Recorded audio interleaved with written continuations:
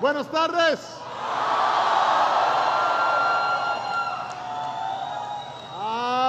It is good to be back in Puerto Rico.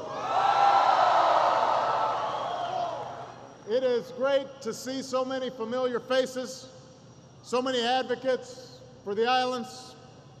First of all, I want to acknowledge Congressman Pierre Luisa is here. Where is he? Right over there. My great friend Andres Lopez, Francisco Pavia, Senator Batia, Governor Fortuño, and I know that we've got some former governors here today, along with leaders of local parties and of the House and the Senate. I am so grateful for the unbelievable reception. As you know, the last president to come to San Juan and address the people of Puerto Rico was John F. Kennedy, nearly 50 years ago.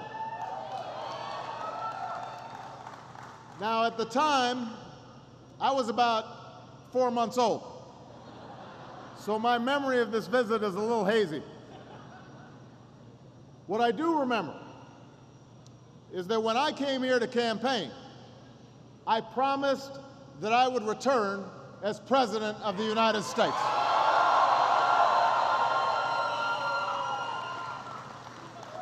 And although my hair is a little grayer than during my first visit, I am glad to be able to keep that promise to the people of Puerto Rico. But this is only one part of my commitment to families here on the island. Because when I ran for president, I promised to include Puerto Rico, not just on my itinerary, but also in my vision of where our country needs to go. And I'm proud to say that we've kept that promise too. First of all, we've addressed the question of political status. In March, a report from our Presidential Task Force on Puerto Rican Status provided a meaningful way forward on this question so that the residents of the island can determine their own future. And when the people of Puerto Rico make a clear decision, my administration will stand by you.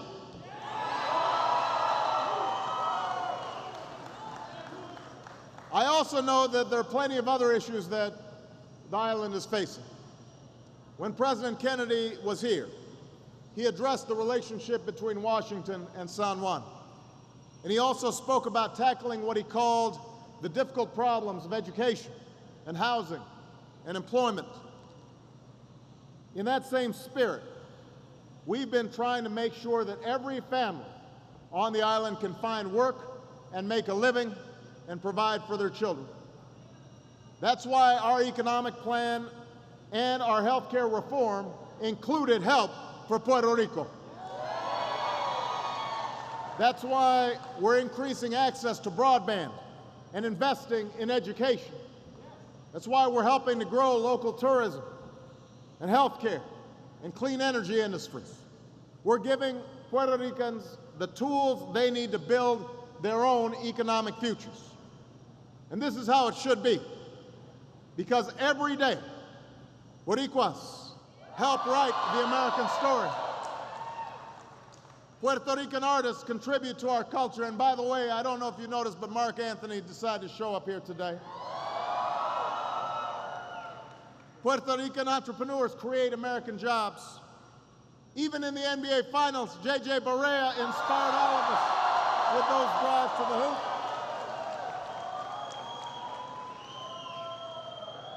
That guy can play. Next time I'm down here, I'm going to have to, next time I'm here, I'm going to have to play some hoops.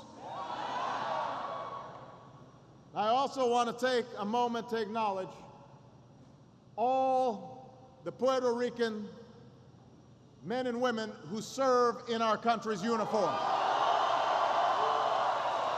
Give it up for our veterans. Thank you.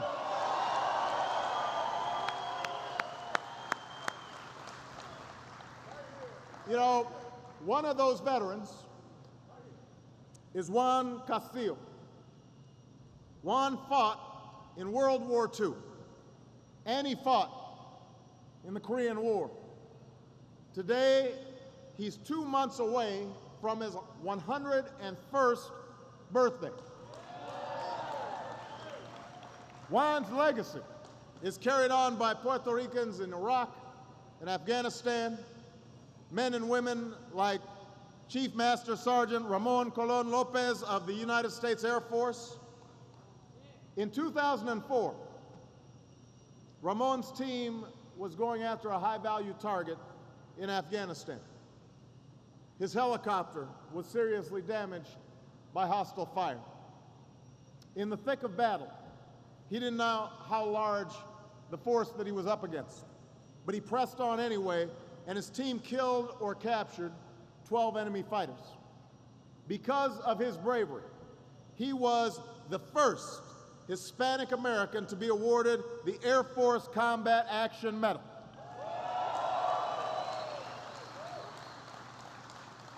And I tell this story because for decades, Puerto Ricans like Juan and Ramon have put themselves in harm's way for a simple reason. They want to protect the country that they love. Their willingness to serve, their willingness to sacrifice is as American as apple pie, or as arroz con gandules.